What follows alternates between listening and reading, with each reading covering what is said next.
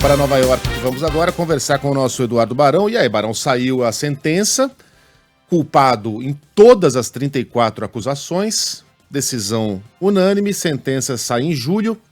E agora? Fala, Barão, bom dia. Fala, Megali, bom dia para você, para o Coutinho, para todo mundo também aí no Brasil. Agora, saber exatamente qual vai ser a sentença, né? No dia 11 de junho, o juiz Juan Merchan vai anunciar. A possibilidade dele ser preso é remota. Tudo indica que ele vai sofrer uma pena alternativa, que pode ser desde o pagamento de multa a, sei lá, trabalhos comunitários, serviços que podem ser feitos, enfim, exatamente parecido como funciona no Brasil. Há o entendimento da justiça que não se trata de um crime hediondo, como, por exemplo, um assassinato, um estupro, então ele deve receber uma pena mais branda. A grande questão agora não é só essa situação específica, né, da questão da sentença, do veredito do juiz, mas a questão política. O Trump estava liderando até agora todas as pesquisas eleitorais aqui nos Estados Unidos, à frente do Joe Biden, mas os eleitores diziam que se o Trump fosse condenado, e ontem ele foi condenado, essa situação poderia mudar. Muitos eleitores diziam que não querem ter um candidato, um presidente condenado na justiça americana. Mesmo com ele saindo ontem, dizendo que o resultado, o veredito, vai ser dado em novembro, na verdade, ontem foi um júri popular, né? Então tivemos lá 7 homens, 5 mulheres, que acabaram anunciando ele como culpado nas 34 acusações. E agora, Megali, a gente vai ver se de fato essas pesquisas anteriores vão se comprovar, não só em novembro, mas nas próximas pesquisas que vão sair muito em breve. O Barão, a gente... O Partido Republicano mudou muito, né? Depois de Donald Trump. Em 2012, por exemplo, o candidato republicano era um sujeito moderadíssimo. Para muita gente ele era um esquerdista, um democrata, que era o Mitt Romney, né, ex-governador do estado de Massachusetts. Né? Esse discurso moderado ficou para trás. Hoje o Partido Republicano se parece mais uma seita pró-Trump do que o velho partido defensor da classe média, das liberdades individuais, enfim, o Partido Republicano que a gente conhecia, o dos pais fundadores. Perdão te interromper, fosse o Trump, seria o Ron DeSantis, o governador da Flórida, mas tão radical quanto. Tão radical quanto, até em alguns casos mais radical do que o Trump, né? Todos, você via aquela lista de pré-candidatos ali, você não via um discurso moderado.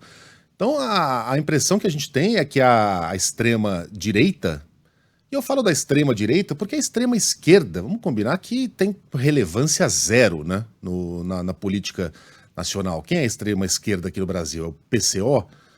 Nos Estados Unidos também, os partidos bem mais inclinados à esquerda têm pouquíssima voz, têm pouquíssimo poder e pouquíssima relevância, mas a extrema-direita não.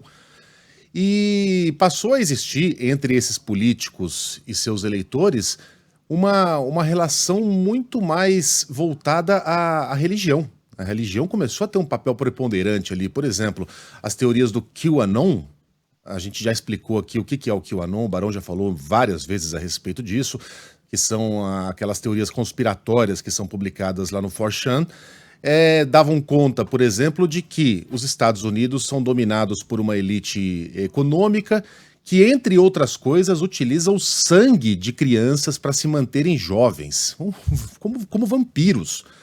Um homem chegou a invadir uma pizzaria porque uma dessas teorias conspiratórias dava conta de que uma pizzaria em Manhattan abrigava um porão com crianças prisioneiras. Um homem foi lá e se viu na obrigação de fazer alguma coisa, chegou com um fuzil, rendeu os funcionários e falou: eu quero ver onde é que está esse porão.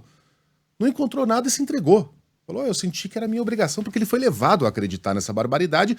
E essa teoria dá conta de que Donald Trump é um enviado de Deus para lutar contra essas pessoas malvadas. Sim, o escolhido por Deus. Ele, Donald Trump. Aqui no Brasil a gente via coisa muito parecida, com as pessoas ajoelhadas depois da derrota de Jair Bolsonaro. Então, é algo muito mais profundo do que a pura política. Onde é que eu quero chegar com isso? O americano sempre foi muito crente no sistema judicial, nas leis, mas também é muito crente nas nas suas crenças religiosas. O que será que vai se sobrepor nesse caso, Barão? O fanatismo vai deixar de lado essa adoração do americano pela lei e ordem? O americano médio vai votar num homem que foi condenado e pode, inclusive, ir à prisão, dependendo da decisão do juiz?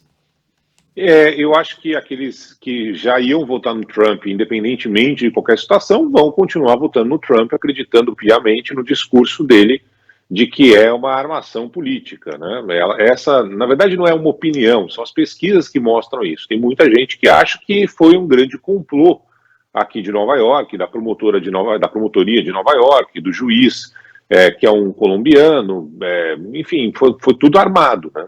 Mesmo com todas as provas que foram mostradas, mesmo com a rapidez com que os jurados chegaram a essa decisão, tinha muita gente por aqui apostando que poderia durar semanas e semanas essa decisão dos jurados. Normalmente, em casos desse tipo, demora um pouco mais. Vou dar o exemplo do Harvey Weinstein, aquele predador sexual, aquele cara que estuprou, assediou muita gente, mulheres em Hollywood. Demorou 6 dias até que os jurados chegassem a um consenso. Nesse caso do Trump, demorou menos de 48 horas, né? Foram 2 sessões somadas ali da 12 horas, enfim, foi muito rápido, foi muito rápido. Então esses jurados entenderam que tiveram base suficiente nos depoimentos, nas provas apresentadas para fazer história e pela primeira vez aqui nos Estados Unidos tornar um ex-presidente condenado.